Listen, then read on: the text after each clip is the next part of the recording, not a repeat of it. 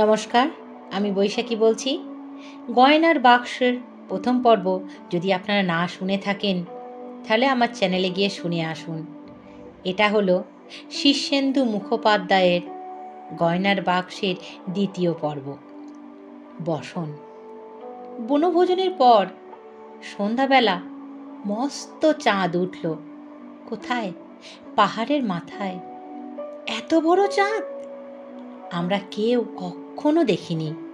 চারিদিকে পাহাড়, জঙ্গল, নদী, নুড়ি পাথর আর বালিয়াড়ি, সব যেন রূপকথার ডুব দিয়ে নতুন রূপ ধরে ভেসে উঠল। কি সুন্দর যে হলো সন্ধ্যাটা! আমাদের অনেকের গলায় গুনগুন গুনগুন করে উঠল গান। প্রথমে গুনগুন, তারপরে জোরে, তারপর চেঁচিয়ে কোরাস। লরিতে আমাদের ডেক, কড়াই, হাতা খুন্তি তোলা হয়েছে। রান্নার লোক আর জোগালিয়েরা ওসব কাজ করেছে। এখনো ফিরতে একটু দেরি আছে আমাদের। আমরা মেয়েরা হাত ধরাধরি করে গান গাইতে গাইতে চারিদিকে ছড়িয়ে পড়ছিলাম। দিদিমণিরা চেঁচিয়ে বলেছিল, বেশি দূরে যেও না, বুঝলে মেয়েরা, তোমরা কিন্তু বেশি দূরে যেও না, আর আধ ঘন্টার মধ্যেই আমরা কিন্তু রওনা হব। কে কার কথা শুনে? এই সন্ধ্যেটা কি আর ফিরবে? এমন জ্যোৎস্না, এমন চমৎকার জায়গা ছেড়ে কে গিয়ে ঘুপচির মধ্যে ঢুকতে চায় বাবা? একসঙ্গে সকলে থাকা তো আর হয় না। বড় দল, ছোট দল, দলে দলে ভাগ হয়ে যায়। এটাই তো নিয়ম। আমরাও ভাগ হয়ে গেলাম 4 জনে। পাহাড়ি নদী ধার দিয়ে দিয়ে অনেক এগোনো যায়। আমরা এগোলামও। দিনের বেলা তো এদিকে হেঁটেছি, কিন্তু তখন জ্যোৎস্না তো ছিল না, জলে ছিল না কোনো চাঁদের ছায়া। তখন ছিল এমন রূপকথার মতো জগৎ? না, তখন তো ছিল না। বড় বড় পাথরের টুকরো নদীর মধ্যে ছড়ানো ছিল। একটি ছিপছিপে নদী কত পাহাড় ভেঙে বয়ে চলেছে এখান দিয়ে। এমন শীতের টানে তত স্রোত কিন্তু এখন নেই। কি ঠান্ডা আর স্ফটিকের মতো পরিষ্কার জল! আমরা 4 জন দুটো পাথরের উপর ভাগ হয়ে বসলাম। কিছুক্ষণ গলা মিলিয়ে গানও গাইলাম। চাঁদের হাসি বাঁধ ভেঙেছে, ও চাঁদ চোখের জলে চাঁদ নিয়ে আয়। এসব গান আমরা গাইছিলাম। গলা মিলছিল না বটে, গানের কথাও ভুল হচ্ছিল। আমরা ধেত্তারি বলে হেসে উঠলাম। আমার পাশে বসেছিল প্রীতি, অন্য পাথরটায় সুপ্রিয়া আর সীমন্তনী। বসে বসে আমরা বক বক করতে লাগলাম। খুব শীত, থম ধরে থাকা শীত তবু সহ্য করা যায়, কিন্তু উত্তরে হাওয়া দিলে হাড় অবধি কাঁপিয়ে দেয়। সন্ধ্যের পর সেই হিমেল হাওয়াটা ছেড়েছে। কার্ডিগান আর স্কার্ফ ভেদ করে হাওয়া আমাদের ঝাঁকড়া করে ঢুকে যাচ্ছে শরীরের ভিতরে। আমি তো পেটের মধ্যে অবধি ঠান্ডা টের পাচ্ছিলাম। আজ রাতেই আমার সর্দি হবে। নাকটা কেমন শুশুর শুশুর করছে। আরে জ্বরও মনে হয় হতে পারে। হোক গে, কি ভালো লাগছে এখানে বসে থাকতে। নিজেদের অজান্তেই আমরা 4 জন আবার 2 জন করে ভাগ হয়ে গিয়েছি। কথা হচ্ছিল 4 জনের সঙ্গে 4 জনের, এখন হচ্ছে 2 জনের সঙ্গে 2 জনের। প্রীতির সাথে আমার, সুপ্রিয়ার সাথে সীমন্তনীর। প্রীতির সঙ্গে কথা বলে একটুও শোক নেই। কোনো না কোনোভাবে ও নীতিশকে কথার মধ্যে আনবেই। নীতিশ হচ্ছে ওর হবু বর। 5 বছর ধরে প্রেম করার পর বিয়ে ঠিক হয়ে গেছে। এখন ওর মুখে কেবল নীতিশ আর নীতিশ। নীতিশ ওকে একটা সেন্ট দিয়েছে। বিয়ের পর নীতিশ ওকে কাশ্মীরে বেড়াতে নিয়ে যাবে। নীতিশ চাকরিতে একটা প্রমোশন পেয়েছে এবং ওকে বলেছে ও ভীষণ পয়া। এইসব ওর নীতিশকে আমার ভালোই চেনা আছে, এমন কিছু নয়। কিন্তু ও এমন বলছে যে নিশিচের মতো আর বোধহয় কেউ নেই। পুরুষ মানুষদের মেয়েরা কি পছন্দ করে, এ কথাটার জবাব কোনো মেয়েই দিতে পারে কি?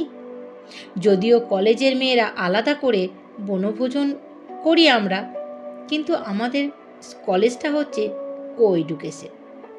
একবার বনভোজনে ছেলেরা খুব অসভ্যতা করেছিল বলে এখন আর একসঙ্গে পিকনিক হয় না। ছেলেদের হ্যাংলামির জন্য বনভোজনের আনন্দটাই পুরো মাটি হয়ে যায়।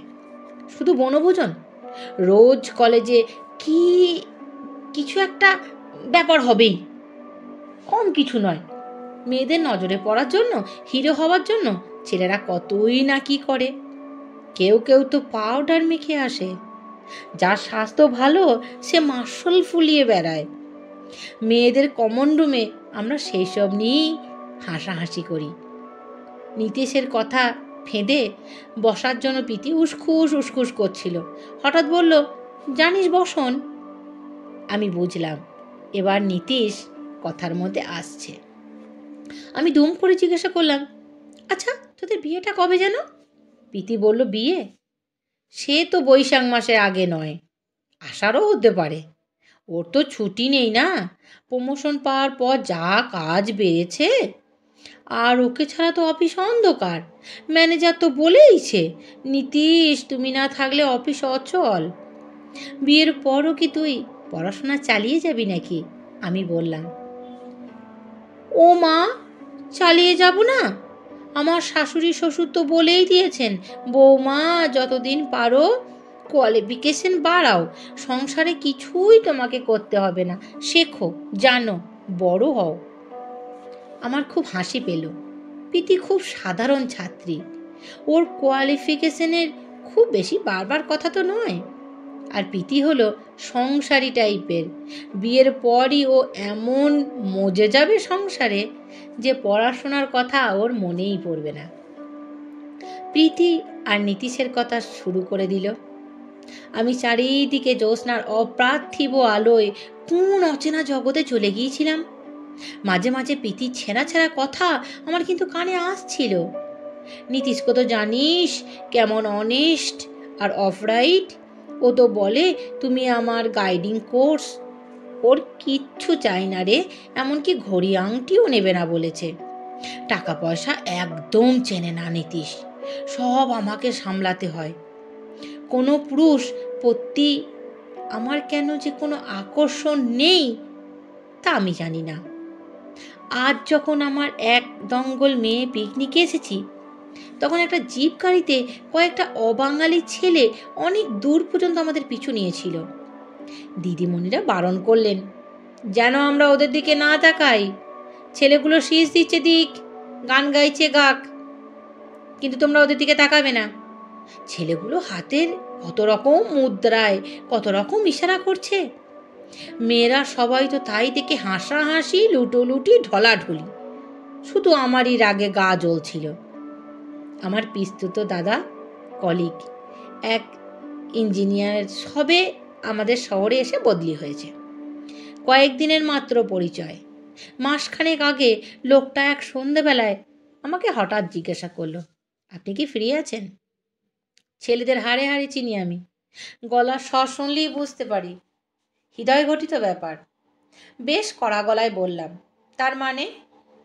লোকটা বেশ স্মার্ট, একটু হেসে বলল, মানে এগোনো যাবে কি না, কোনো চান্স দেবেন কি না? আমি বললাম, আমি ফ্রি আছি আর এই রকমই থাকতে চাই। লোকটা ছিল স্মার্ট, ঘাবড়ালো না, অপমানটা হজম করে বলল, থ্যাংক ইউ। সেখানেই সম্পর্ক শেষ। পর্যায়ক্রমে 2 জন অধ্যাপক এবং 1 জন ডাক্তারও আমাকে বিয়ের প্রস্তাব দিয়েছিলেন। না না না না, সরাসরি আমাকে নয়, আমার বাবার মারফত। আমার বাবা বলেছেন, মেয়েকে বলে দেখি। আমি নাকচ করে দিয়েছি। পুরুষ যাত্রাকে যে আমি কোনো বিশ্বাস করতে পারি না, তা আমার আজও বুঝে ওঠালো না যে আমি কেন পুরুষ যাত্রাকে পছন্দই করি না। আমি পাথর থেকে নেমে পড়লাম, একটু ঘুরি, বসে বসে আর ভালো লাগছে না। এবার আমি দলছুট, একা, ওরা কেউ এলো না। দিদিমণিদের একজন, মনিকাদি, সরু গলায় ডাকছে আমাকে, মেয়েরা, ও মেয়েরা, তোমরা চলে এসো এবার, লরিওয়ালা আর দেরি করতে রাজি না। রাত 10টার মধ্যে আমাদের পৌঁছাতে হবে। রাত 10টা অবধি কন্ট্যাক্ট আছে লরির সাথে। জানি সব কিছুরই একটা বাধ্যবাধকতা আছে। এই যে মুক্তি, ছুটি, জ্যোৎস্নার অপূর্ব প্রাকৃতিক সৌন্দর্য, মনের মধ্যে স্বপ্নময় পদচারণ, এ থেকে নিজেকে ছিনে নিয়ে বাড়ি ফিরতে হবে। তেমনি একদিন সিথি মোড় পরে গয়নার গাটিতে, শাড়িতে, চন্দনের ফোঁটায় সেজে বসতে হবে বিয়ের পিঁড়িতে। নারী ও পুরুষ নাকি পরস্পরের পরিপূরক? আমার তো তা মনে হয় না। আমার মনে হয় পুরুষকে ছাড়াই আমরা চলতে পারবো। হাঁটতে হাঁটতে আমি অনেকটা দূর চলে এসেছি। নিঃসঙ্গতাই আমার হাত ধরে থাকে, পাশাপাশি হাঁটে আমার সঙ্গে। নিঃসঙ্গতাই আমার প্রিয় বন্ধু। আমাদের বাড়ির সামনে দিয়েই স্কুলে যেত অমলেশ। লম্বা, রোগা, জামার বোতাম গলা অবধি আটকানো, পরনে মোটা ধুতি, মাথায় চুল পাট করে আঁচড়ানো। কোনো দিকে তাকাতো না, সোজা হেঁটে চলে যেত। আমাদের 3টে বাড়ি তফাতে ছিল তার বাড়ি। টিনের চাল আর বাঁশের বেড়ার ঘর। তার বাবা মাইনর স্কুলের মাস্টারমশাই। কখনো জামা গায়ে দিতেন না, খালি গায়ে একটা উড়নি জড়িয়ে সর্বত্র যেতেন। অমলেশের মা মাঝে মাঝে আমাদের বাড়ি আসতেন চাল, তেল, নুন, চিনি ধার করতে। তার মুখেই শুনতাম অমলেশ প্রায় না খেয়ে স্কুলে যায়, কারণ ঘরের চাল তো সবসময় থাকে না, বাড়ন্ত হয়ে যায় মাঝে মাঝে। তিনি দুঃখ করে বলতেন, ছেলেটা লেখাপড়ায় ভালো, কিন্তু তেমন করে খেতে দিতে পারি না তো। কচু খেচু খেয়ে কি আর এত দূর হয়? কি জানি কত দূর কি করবে। অমলেশ স্কুলের ভালো ছাত্র, কিন্তু শুধুই ভালো ছাত্র? তার সারাক্ষণের সঙ্গী কেবলই বই। সে ফুটবল মাঠের পাশ দিয়ে নির্বিকার হেঁটে চলে যেত, একবার ফিরেও তাকাতো না খেলার দিকে। সে সিনেমা দেখতো না, আড্ডা মারতো না, শুধু দেদার নাম্বার পেত আর ফার্স্ট হয়ে এক ক্লাস থেকে অন্য ক্লাসে উঠে যেত। সবাই বলতো good boy, very good boy. আমি ছোটবেলা থেকে তাকে দেখে আসছি। একই রকম পোশাক, একই রকম আঁচড়ানো চুল। কোনোদিন ফুল পাতা শার্টের হাত দুটো গুটিয়ে পড়তে আমি দেখিনি তাকে। আমি তখন খুবই ছোট, 6-7, না হয় 7-8 হবে। তখন অমলেশ 8-9-এর ছাত্র, বয়সের তুলনায় খুব গম্ভীর। সে কারো বাড়ি যেতে যেত না, তবে তার 2টো বোন আর একটা ছোট ভাই আমাদের বাড়িতে বহুবার সত্যনারায়ণ পুজোর সিন্নি ওর হরিলুটের বাতাসটা খেতে আসতো। আমাদের পুরনো জামা কাপড় মা তাদের দিয়ে দিত, তারা সেসব পরে দিব্য বেড়াতো। শুধু অমলেশদাই ছিল অন্যরকম, যে কারোর সঙ্গেই তার কোনো রকম সম্পর্ক নেই। এ পৃথিবীতে সম্পূর্ণ উদাস, পথভ্রষ্ট হয়ে সে এসে পড়েছিল। মনে হচ্ছে একদিন অমলেশদা যাচ্ছে, পাড়ার ছেলেরা টেনিস বল দিয়ে ফুটবল খেলছে রাস্তার পাশে। কাদামাকা সেই বলটা হঠাৎ ধুম করে এসে অমলেশদার সাদা জামার বুকে লাগলো। অন্য কেউ হলে দাঁড়াতো, বিরক্ত হতো, একটু বকাঝকাও করতো, কিন্তু অমলেশদা 1 সেকেন্ডের জন্য দাঁড়িয়ে জামার বলের দাগটা মুখ নিচু করে একবার দেখলো, তারপর চুপচাপ চলে গেল। অমলেশদা যেবার স্কুলে শেষ পরীক্ষায় গোটা পশ্চিমবাংলায় 9th স্ট্যান্ড করেছিল, 9th স্ট্যান্ড করে পাস করেছিল, তখন আমি ফ্রক পরা মেয়ে। অমলেশদার মা এসে আমার মাকে বললেন কলকাতার বড় কলেজে পড়তে ডেকেছে অমলেশকে। তা সে কি আর আমাদের কপালে হবে? এত খরচ। গোটা শহরে খবরটা নিয়ে বহু হইচই হলো। এই ছোট শহরের থেকে কেউ সচরাচর এমন কীর্তিত্বের পরিচয় দেয় না। স্কুল আর টাউন হলে 2টো সভা হলো অমলেশদাকে সম্বর্ধনা জানানোর জন্য। সম্বর্ধনা জানানো হলো, টাউন হলের সভায় আমি আর 2জন মেয়ের সঙ্গে উদ্বোধনী সঙ্গীত গেয়েছিলাম। অমলেশদার কপালে চন্দনের ফোঁটা পরানো আর গলায় মালা দেওয়ার ভার পড়ল আমারই উপর। কমলেশদার কপালে ফোঁটা দিতে অনেকটা ঝুঁকতে হয়েছিল। লজ্জায় মাথা নত করে নিয়েছিল কমলেশদা। মালাটা গলায় দিতে না দিতেই খুলে পাশে সরিয়ে রাখল। চোখে মুখে কীর্তিতের কোনো দীপ্তি বা অহংকার নেই, যেন নিজেকে লুকিয়ে রাখতে পারলেই বাঁচে। অমলেশদা কলকাতার কলেজে পড়াতে যাওয়ার হলো না, এ শহরে কলেজেই ভর্তি হলো। আমাদের বাড়ির সামনে দিয়েই যেত আগের মতো। পরিবর্তনের মধ্যে একটু লম্বা হলো, সামান্য গোঁফদাড়ির আভাসও দেখা দিল। পরের পরীক্ষায় আবার দারুণ রেজাল্ট, আবার শহরে হইচই। অমলেশদার বোন সুমিতাকে মাঝে মাঝে জিজ্ঞাসা করতাম, হ্যাঁ রে, অমলেশদা বই ছাড়া আর কিছু কি চেনে না? তার বোন বলল, না, ওর শুধু বই আর বই। আচ্ছা, তোদের সাথে গল্প করে না? খুব কম। যা ভয় পাই দাদাকে, যখন আমাদের পড়ান তখন সারাক্ষণ আমাদের বুকটা কেমন দুক দুক করে। আমি বললাম, খুব বকে বুঝি? সে বলল, না না না, একদম বকে না, কিন্তু এমন করে ঠান্ডা চোখে তাকায় যে তাতেই আমাদের একদম হয়ে যায়। ভীষণ কম কথা বলে, যা কথা সব মায়ের সঙ্গে। অমলেশদা সম্পর্কে আমার কেন জানি না খুব জানতে ইচ্ছা করত। গম্ভীর লোকটা আসলে কেমন? রাগী নাকি রসখস আছে? কাঠের পুতুল না রক্তে মাংসের মানুষ? কিন্তু ওদের বাড়িতে যাওয়া আমাদের বিশেষ হয়ে উঠত না। ওদের ঘরে বসবার জায়গা নেই। কেউ গেলে ওরা এমন ছোটাছুটি করতো, দোকানে যেত, ধারে মিষ্টি আনতে যেত বা চায়ের চিনি জোগাড় করতে আমাদের অস্বস্তিতে পড়তে হতো এইসব দেখে। হতদরিদ্র বলেই বোধ হয় অতিথি এলে ওরা আপ্যায়ন করার জন্য অস্থির হয়ে পড়তো। এজন্য মা বলতো, যাওয়ার দরকার কি বাপু ওদের বাড়িতে? অমলেশদারা 3 ভাই, বোন অমিতা, সুমিতা, অলোকেশ, সবাই নিজে নিজের ক্লাসে ফার্স্ট গার্ল এবং বয়। কিন্তু কেউ অমলেশদার মতো মুখ চোরা আর বই সর্বস্ব নয়। অমলেশ ভালো ফুটবল আর ব্যাডমিন্টন খেলতো। সুমিত আর অমিতা গান গাইতো, সেলাই ফোড়াইও করতো। তখন আমার বয়স সন্ধি উঁকিঝুঁকি মারছে, আনচান করছে মন এবং শরীর। প্রথম ঋতু দর্শন হয়ে আনমন হলো, ভয় শিহরণ হলো। জীবনের অজানা সব জানলা দরজা হুটপাট করে খুলে দিল যেন কে। শরীরে লজ্জাজনক নানা রকম পরিবর্তন ঘটে যেতে লাগলো। বদলে গেল বাইরের পৃথিবী। সেই সময়ে আমি আমার জীবনের সবচেয়ে বোকার মতো কাজটা করে ফেলেছিলাম। সেই লজ্জা আজ আমাকে কুড়ে কুড়ে খাচ্ছে। আমি অমলেশদাকে একটা চিঠি লিখি। চিঠিতে তেমন কিছু দোষের কিছু ছিল না, শুধু লিখেছিলাম, আমি আপনার সঙ্গে একটু আলাপ করতে চাই, আপনাকে আমার খুব ভালো লাগে। চিঠির কোনো জবাব এলো না।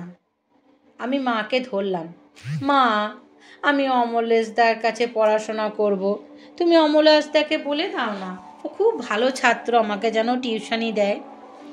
মা আপত্তি করলো না, কিন্তু খোঁজ নিয়ে বলল, না না না, ও টিউশনি করবে না রে, খুব লাজুক ছেলে তো। ব্যাপারটা সেখানেই মিটে যেতে পারতো। আমি ধরেই নিয়েছিলাম অমলেশদা আমার চিঠি পায়নি। কিন্তু তা নয়। একদিন সুমিতা আমাকে এসে বলল, হ্যাঁ রে, কি অদ্ভুত কাণ্ড, দাদা কাল তোর কথা জিজ্ঞাসা করছিল আমাকে। আমি ভীষণ চমকে উঠলাম। কি কথা জিজ্ঞাসা করছিলি তুই? আমাকে জিজ্ঞাসা করছিল, বুঝলি, তুই কে, কোন বাড়ির মেয়ে, এইসব। বুকের মধ্যে কেমন যেন করছিল আমার, ভয় নাকি অনিশ্চয়তা নাকি শিহরণ। আমার চিঠির কথা অমলেশদা বলে দেয়নি তোকে? গলা পেরায় বুঝে আসছিল। জিজ্ঞাসা করলাম, আর কি বলছিল রে? আচ্ছা, তুই কি দাদাকে কখনো মুখ ভেঙচিছিস বা আওয়াজ দিচ্ছিস? কেন বলতো? দাদা যেন একটু রাগ রাগ ভাব দেখালো। আমি ভাবলাম, এই রে, বসন হয়তো মুখ টুক ভেঙিয়েছে দাদাকে। আমার বুকটা পাথর হয়ে গেল হঠাৎ। রেগে গেছে? কিন্তু রাখবে কেন? একটা মেয়ে ভাব করতে চাইলে এমন কি দোষ? অবশ্য আমি মনে মনে বললাম। সুমিতা বলল, আমি অবশ্য বলেছি বুঝলি, বসন ভীষণ ভালো মেয়ে, লেখাপড়া গান বাজনা সব দিকেই চৌখস, স্বভাবও কিন্তু শান্ত, কখনো কোনো অসভ্যতা কারোর সাথে করে না। পরদিন থেকে আমাদের বাড়ির সামনে দিয়ে অমলেশদা আর যেত না। বাড়ির সামনে মস্ত মাঠ, সেটা ঘুরে অনেক দূর দিয়ে যেত। আমার জগৎ সংসার যেন চুরমার হয়ে গেল এই অপমানে।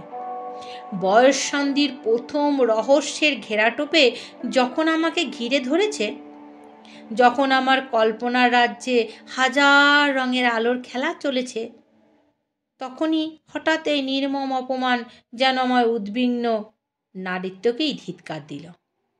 ভেঙে পড়ল আমার চারিদিককার চেনা পৃথিবী। যেন বৈধব্যের দীর্ঘ বিষণ্ণতা ধীরে ধীরে উঠে এলো পাতালপুরীর অন্ধকার থেকে। অন্য মেয়ে হলে একরকম হতো, এ বয়স তো উড়ে উড়ে বেড়াবার বয়সী, চঞ্চল, মতিচ্ছন্ন, হালকা, চলন হয় সন্ধিক্ষণে। তখন কাকে বাঁচবো তার ঠিক করতেই হিমশিম খেতে হয়। অনেকের মনোযোগ পেতে ভালোই লাগে, কিন্তু আমি তো অন্য মেয়ে নই, আমি বসন। আমি এক অদ্ভুত বিষণ্ণতা নিয়েই জন্মেছি। যদি কেউ আজ জিজ্ঞাসা করে, তুমি কি অমলেশের প্রেমে পড়েছিলে, আমি বুকে হাত রেখে বলতে পারি না কিংবা হ্যাঁ, কারণ সেটা সত্যি কথা বলা তো যায় না। তার সঙ্গে আমার জীবনে একটিও বাক্য বিনিময় হয়নি, চোকাচুকি অবধি কোনোদিন হয়নি। অমলেশদা দেখতে সুন্দরও নয়, স্বাস্থ্যবানও নয়, স্মার্টও নয়, শুধু গুড বয়। মেয়েরা শুধু গুড বয়দের প্রেমেই পড়ে না, কমই পড়ে। আমি শুধু ভাব করতে চেয়েছিলাম, কেন জানি না, কারোর সঙ্গে ভাব করার একটা ইচ্ছা যখন হয়েছিল, তখন ওই মানুষটার কথাই আমার প্রথম মনে হয়েছিল।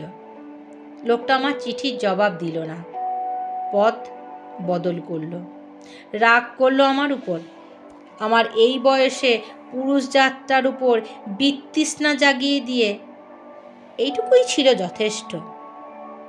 অমলেশদা স্কলারশিপ পেয়ে চলে গেল কলকাতায়, কিছুদিন পর বিদেশে কোথায় যেন। অমলেশদার ভাঙা ঘর পাকা হলো, দোতলা উঠল, হতদরিদ্র পরিবারে দেখা দিল কিছু স্বাচ্ছলতা। সুমিতা অমিতা স্ট্যান্ড ভালো করলো, টপার টপ রেজাল্ট ভালো করে স্কুলের গণ্ডি ডিঙিয়ে গেল।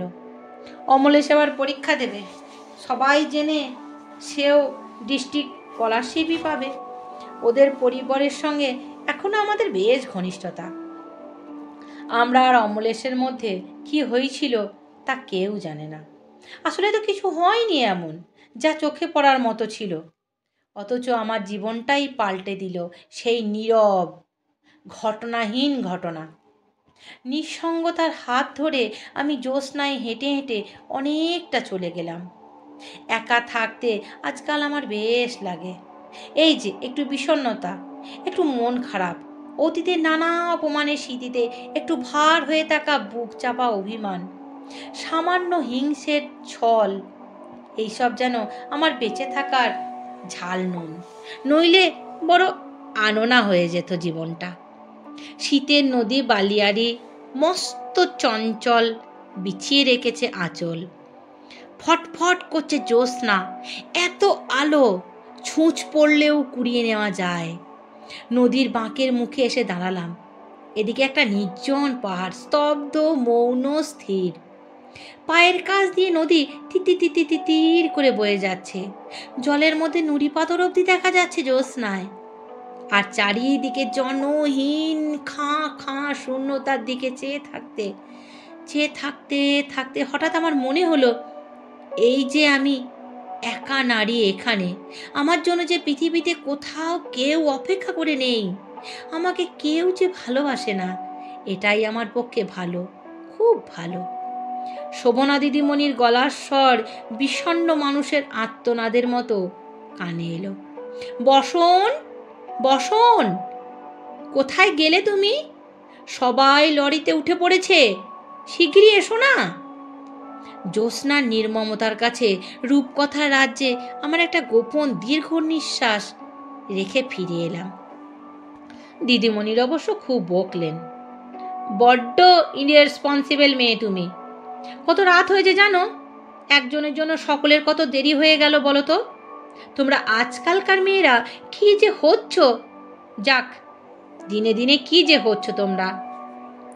একা থাকতে আমার বেশ লাগে, আবার দঙ্গলের সঙ্গে থাকতেও আমার খারাপ লাগে না।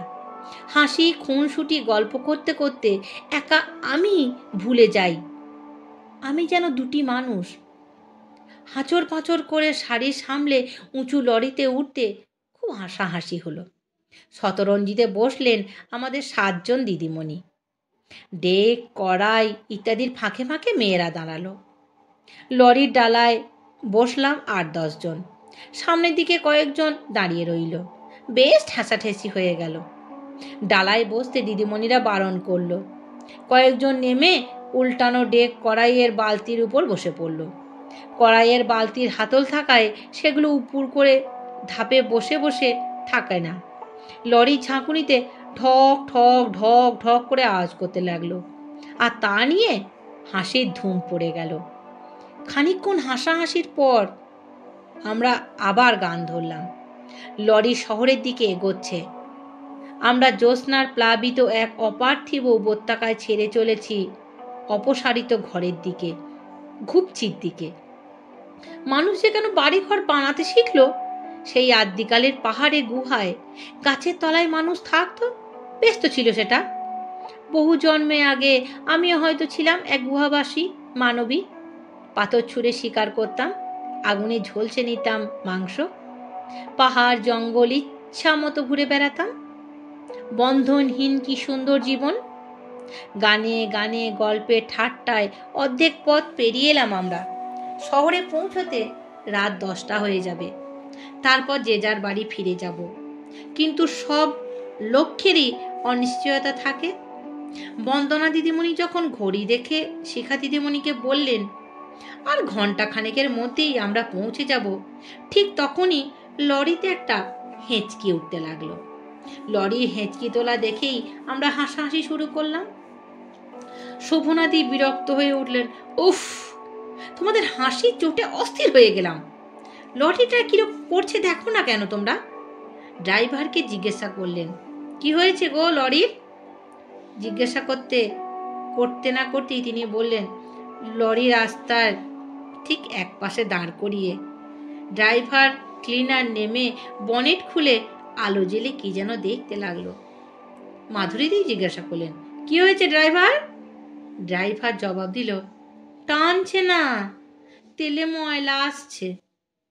আবার দিদিমণি জিজ্ঞাসা করলো, কি লরি যাবে তো? যাবে, ঠিক করে নিচ্ছি দেখি।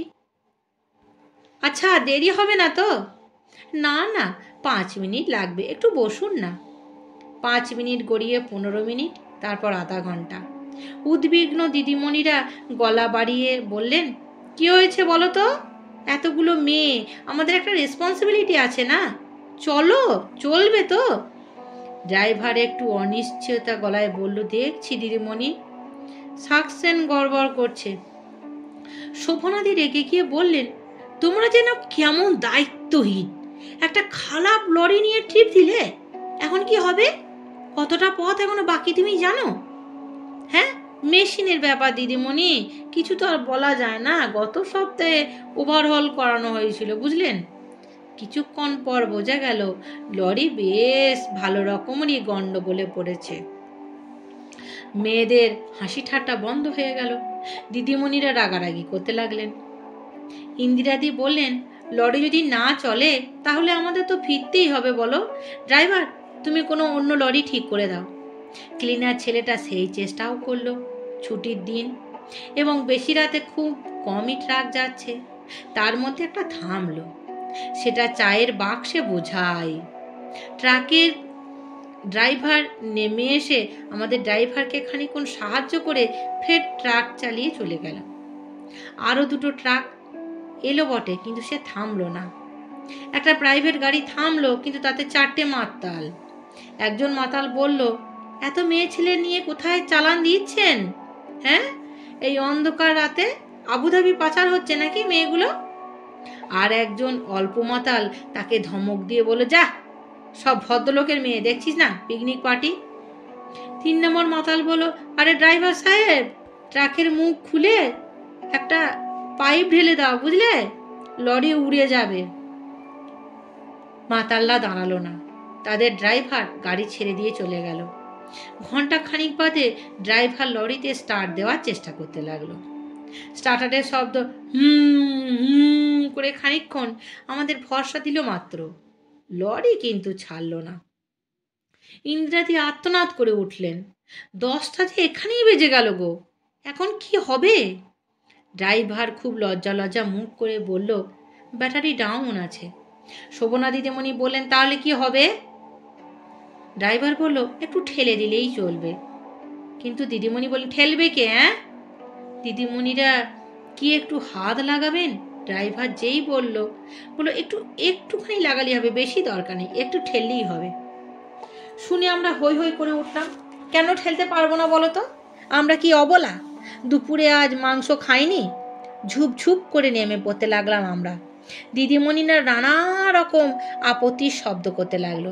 এই সাবধান সাবধান, লরি হঠাৎ স্টার্ট নিয়ে চলতে শুরু করলে কি হবে বলো তো? লরি ঠেলা কি মেয়েদের কাজ? হ্যাঁ, কি জগদ্দল ভারী লরিটা। আমাদের ঠেলায় প্রথমে একটুও নড়ল না। শিখাদি ওপর থেকে বললেন, দাঁড়াও দাঁড়াও দাঁড়াও, আমরাও নামছি। আর শোনো না, সবাই মিলে একসঙ্গে ঠেলতে হবে, বুঝলে? এত হেসো না তোমরা, হাসলে গায়ে জোর থাকে না। শুনতে আমরা আরও হাসতে লাগলাম। দিদিমণিরা নেমে এলেন। ইন্দ্রাদি বললেন, কুলিদের দেখো নি কেমন হেইয়ো রে করে রেল লাইনে স্লিপার লাগাচ্ছে? দাঁড়াও, সবাই মিলে ওরকম একটা কিছু করতে হবে। এই বলে তিনি খরবায়ু বেগে গায় গানটা ধরে ফেললেন। আমি কোষে ধরি হাল, তুমি শশে ধরো পাল, হেই মারো মারো টান, হেইয়ো হেইয়ো। আমরা সবাই মিলে একসঙ্গে বলে উঠলাম, হেইয়ো হেইয়ো।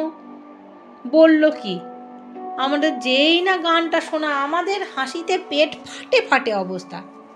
শুক্লা দিদিমণি বলল, এই অমন করে তোমরা হাসাহাসি করো না, হাসাহাসি করলে গায়ে জোর পাবে না। আমাদের মধ্যে একটা ছাত্রী বলল, দিদিমণি, আমরা তো টানছি না, আমরা তো ঠেলছি। দিদিমণি বললেন, ওই হলো, নাও আর হেসো না, হাসলে সত্যিই গায়ে জোর থাকে না, নাও এবার ঠেলো। লরিটা আমাদের ঠেলা টেরই পাচ্ছিল না। শেষ অবধি সকলে হাসি থামলো। ঠেলার চোটে লরি একটু একটু করে এগোতে লাগলো। স্টার্টারের ধাক্কায় চমকে উঠতে লাগলো, ভ্রুত। তারপর হঠাৎ আমাদের সবাইকে ভীষণ অবাক করে দিয়ে ঘর ঘর করে স্টার্ট নিয়ে ফেললো গাড়ি, মানে লরি। আমরা তুমুল হর্ষধ্বনি করে উঠলাম। লরি ফের জঙ্গলের রাস্তা ধরে ছুটতে লাগলো। লরির কানায় বেসামাল বসে আমার মনটা কেমন খারাপ হয়ে যাচ্ছে। ফিরে যাচ্ছি কেন? পিটি যখন আমার কাছে এসে বসলো, তার মুখটা কেমন কাচুমাচু। কাঁদো কাঁদো গলায় বলল, এই বসন, শোন না, আমার বাঁ কানের রিংটা কোথায় খুলে পড়ে গেল বলতো। আমি বললাম, কি করে বলবো বল, হুকটা একটু লুজ ছিল বোধহয়, লরি ঠেলার সময় পড়ে গেছে বোধহয়, তাই না? সে বলল, কি হবে এখন? আমি বললাম, এত ভাবছিস কেন? আজকে এমন বনভোজন, এমন জ্যোৎস্না, তোর ওই রিংটাকে ওই জ্যোৎস্নার কাছে উৎসর্গ করে দে। তুই ভীষণ অদ্ভুত মেয়ে রে। কি হবে এখন বলতো? মা খুব বকাবকি করবে। বকুক না, তোর নীতিশ তো আছে, তোকে কত গয়না দেবে। প্রীতি রাগ করে বলে, হ্যাঁ দেবে, কত দেবে আমার জানা আছে। মাকে গিয়ে কি যে বলবো। কানের একটা রিংয়ের জন্যই এই রাত্রিটা, এই জ্যোৎস্নাটা ব্যর্থ করবি? মুখ গোমড়া করে বসে রইল প্রীতি আমার পাশে। প্রীতির মতো মেয়েদের জন্য বোধ হয় এসব নয়, এই জ্যোৎস্না, এই রাত্রি শুধু মনে হয় আমাদেরই জন্য। প্রীতির জন্য মনটা আমার এবার খারাপ লাগলো। প্রীতির জন্য ঘুপচি ঘরই ভালো, আর বংশবদন স্বামী, ভরাভর্তি সংসার। আর আমার জন্য তা আমি জানি না আমার জন্য কি। কিছুক্ষণ পর আমার প্রীতির জন্য একটু মায়া হলো। মুখটা বড় ভার করে বসে আছে আমার পাশে। বললাম, শোনো, তুমি ভেবে নিও যে এটা ভাবতে পারছো না যে দুলটা তোমার হারায়নি। আচ্ছা বলতো কি করে ভাববো? ওরকম ভাবা যায় নাকি? কেন যাবে না? দুলটা যদি রাস্তায় পড়ে গিয়ে থাকে আর কোথায়? তাহলে সেখানেই তো পড়ে আছে, তাই না? সেই তো, তাহলে এক জায়গায় তো আছে সেটা। তুই মনে কর না, তোর রিংটা তুই সেখানে রেখে এসেছিস। দূর হ পাগল মেয়ে ছেলে। কি হয়, কি সব বলিস যে তুই পাগলের মতো? কি করে মনে হয় ওটা বল? অনেক রাতে বাড়ি ফিরে একটু বকুনি শুনে শুয়ে পড়লাম। গম্ভীর রাত অবধি ঘুম এলো না। মাতাল মাতাল লাগছিল নিজেকে। আমার ছোট কৌটোয় আজ অনেক আনন্দ ভরা হয়েছে। ঢাকনা বন্ধই হচ্ছে না। আমি ঘুমোবো কি করে? মা যেমন কখনো ঠোঙায় চিনি কৌটোয় ঢালতে গিয়ে বিপদে পড়ে যায়, কৌটে উপচে পড়ে যায়। ঠোঙার চিনি তখনও ফুরোয় না। কৌটো ঠুকে ঠুকে জায়গা করে মা চিনির শেষটুকু সাবধানে ঢালে, তবু ফুরোয় না। কি জ্বালাতন তখন! আবার অবিকল আমার সেই অবস্থা। প্রীতি তার কানের একটা রিং হারিয়ে এসেছে, আর আমি তো আমার গোটা অস্তিত্বই ফেলে এসেছি ওই জ্যোৎস্না প্লাবিত জনহীন উপত্যকায়। টের পাচ্ছি আমি এখনো ঘুরে বেড়াচ্ছি যেখানে। এলো চুল, স্লথ পা, গলায় একটা গানের গুনগুন। চারিদিকে সোনার ঝুড়ো ঝরিয়ে দিচ্ছে সমস্ত চাঁদ। নদীর জলে নুড়ি পাথরে ঢেউ ভাঙার মৃদু শব্দ। কি গহীন, কি গম্ভীর, স্বপ্নের মতো সুন্দর। আমি যদি মরি ঠিক ভূত হব। পৃথিবীর সবচেয়ে নির্জন উপত্যকায়, পাহাড়ের জঙ্গলে, বালিয়াড়িতে ঘুরে ঘুরে বেড়াবো। ঝড়ের মুখে দাঁড়িয়ে হা হা করে হেসে উঠব। বৃষ্টিতে ঠায় দাঁড়িয়ে ভিজব। কিছুতেই মেয়ে হয়ে জন্মাবো না আর। হঠাৎ শুনতে পেলাম এই নিশুতি রাতে চাটুজ্জে বাড়ির পাগল বউটা বেসুরো গলায় গান গাইছে। যত পারো পয়সা বাঁচাও, যত পারো পয়সা বাঁচাও, কচু পোড়া কাঁচকলা খাও, যত পারো পয়সা বাঁচাও। বিছানায় আর থাকতে পারলাম না। ওই বউটার জন্য আমার বড় কষ্ট হয়। আমার ঘরে জানলার সোজাসুজি বউটার ঘর। কয়েক হাত মাত্র তফাৎ। 4 বছর আগে বিয়ে হয়েছিল শ্রীময়ীর। যখন এলো তখনই সবাই বলা বলি করেছিল, বউটার এবার হাড়ে কালি লাগবে। চাটুজ্জেরা যা কৃপণ, এবং সেটা প্রায় বংশগত। দাদু কৃপণ ছিল, বাপ কৃপণ, ছেলে কৃপণ। চারু চাট্টের উকিল। মক্কেলেরা শুধু পয়সা দিয়ে পার পায় না। কার বাড়িতে কলাটা, কার বাড়িতে মূলোটা হয় সেসব খবর রাখে চারু চাটুজ্জে। দরকার হলে বাড়ি গিয়ে হানা দিয়ে নিয়ে আসে। চারু চাটুজ্জে রোজগার ভালো। ছেলে সুমিত সরকারির অফিসার। ফ্যান শুদ্ধ ভাত, তরকারির খোসা, আটার ভুসি কিছুই ফেলে না ওরা, সব খায়। বউটা ওই অসহ্য কৃপণতা সহ্য করতে পারেনি, পাগল হলো। ছেলে হতে গিয়ে পাগল হলো। পেটে বড় সড়ো বাচ্চা ছিল, নর্মাল ডেলিভারি হচ্ছিল না। দিশি ধাই তখন ভয় পেয়ে বলেছিল ডাক্তার ডাকতে, সিজারিয়ান করতে হবে। শেষ অবধি হাসপাতালে নেওয়া হয়েছিল, কিন্তু হাসপাতালের জায়গা ছিল না। এ শহরে বেশ কয়েকটা নার্সিংহোম আছে, কিন্তু চাটুজ্জেরা যেসব জায়গায় কখনোই তাকে নিয়ে যাবে না। টানা হ্যাঁচড়া ধকলে শ্রীময়ী মরতে বসেছিল হাসপাতালের বারান্দায়। অবশেষে অল্প বয়সী একজন গাইনোকোলজিস্ট সকালে রাউন্ডে এসে মেয়েটির অবস্থা থেকে নিজেই সিজারিয়ান ডেলিভারি করার হাসপাতালে। বাচ্চাটি বাঁচেনি, শ্রীময়ী বেঁচে গেল। কিন্তু শ্বশুর শাশুড়ির কৃপণতা দেখে এমন ধাক্কা খেয়েছিল সে, সেই সঙ্গে সন্তানের শোক মিলিয়ে মাথাটা বিগড়ে গেল। এখন এই গান গায়, হাসে, কাঁদে, আবার ঘরের কাজও করে। আমি জানলা খুলে চাটুর্যেদের বাড়ির দিকে চেঁচিয়ে বললাম, শ্রীময়ী, কি হলো? আমি চাটুদের বাড়ির জানলার দিকে চেয়ে রইলাম। ওপাশের জানলা খোলা। শ্রীময়ী এলো চুলে এই ঠান্ডায় খোলা জানলার সামনে এসে দাঁড়ালো। বিধবা মায়ের একমাত্র সন্তান ছিল শ্রীময়ী। মামারা প্রচুর খরচা করে তার বিয়েটা দিয়ে দেয়। বছর 2 হলো শ্রীময়ীর মা মারা গেছে। ওর এখন বাপের বাড়ি বলতে কিছুই নেই। মেয়েটা জ্বলছে, পুড়ছে, মরছে। আমি মাঝে মাঝে জানলা দিয়ে চেঁচিয়ে বলি, ওই শ্রীময়ী, তুমি ওই বড়িটায় আগুন লাগিয়ে দিতে পারো না? চারিদিকে কেরোসিন ছিটিয়ে আগুন লাগিয়ে দাও, পুড়ে মরুক সবাই। মা শুনতে পেয়ে একদিন আমাকে বকেছিল। আমার উপর চাটুর্যেদের খুব রাগ। তাতে আমার বই গেল। শ্রীময়ী না লাগালে আমি একদিন আগুন লাগিয়ে দিতাম। আমি আস্তে করে ডাকলাম, ওই শ্রীময়ী। শ্রীময়ী গান থামালো। তারপর একটু চুপ থেকে বলল, কি বলছো? ঘুমোওনি কেন?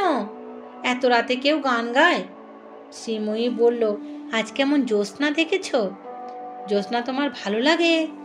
না, আমার কিচ্ছু ভালো লাগে না, শুধু কান্না পায়। যাও না, শুয়ে পড়ো, ঘুমোও। আজ আমি পরী হয়ে উড়ে যাব। কোথায় যাবে? উড়ে বেড়াবো। তুমি এরোপ্লেন চড়েছ? না তো। কেমন লাগে গো? জানি না। ভয় করে? আমার তো খুব ভয় করে। আচ্ছা, তুমি শুয়ে পড়ো। এখন শোবো না। এমন জ্যোৎস্নায় বলে শ্রীময়ী আবার গান গাইতে লাগলো, যত পারো পয়সা বাঁচাও, যত পারো পয়সা বাঁচাও। আমি চাপা গলায় চাপা স্বরে বললাম, ওই শ্রীময়ী, কি বলছো? তুমি আর কোনো গান গেও না। তুমি কি আর অন্য কোনো গান জানো না? জানি। আর কি গান জানো? আর কি গান জানো তুমি? জানি, কিন্তু মনে পড়ছে না। এটা কিন্তু খুব বিশ্রী গান। এ গানটা ভালো নয়। এ গানটা গেও না। চাঁদের হাসি বাঁধ ভেঙেছে গানটা জানো? না তো। আমি তোমাকে শিখিয়ে দেব। আমি শিখবো না। ওই গানটা আর গেও না। আমার বিশ্রী গান না। আমি একটাই গান জানি। ওরা বুঝি তোমাকে সব সময় পয়সা বাঁচাতে বলে? পয়সা কত দামি জিনিস। আমি একটা দীর্ঘশ্বাস ফেলে জানলাটা বন্ধ করে দিলাম। বাথরুমে গিয়ে চোখে মুখে জল দিতে দিতে মনে হলো, না, এ জীবনে আর কখনো আমি বিয়ে করব না, কিছুতেই না। বিয়ের চেয়ে আমার মরণ ভালো। মরে যদি ভূত হতে পারি, তাহলে চলে যাব সেই উপত্যকায়, পাহাড়ে, জঙ্গলে, নদীর ধারে ধারে এলো চুলে খালি পায়ে গান গাইতে গাইতে বেড়াবো। আমার গল্প যদি তোমাদের ভালো লেগে থাকে, তাহলে আমার চ্যানেলটিকে সাবস্ক্রাইব করো। আমি বৈশাখী বলছি, তোমাদের ভালোবাসায় এবং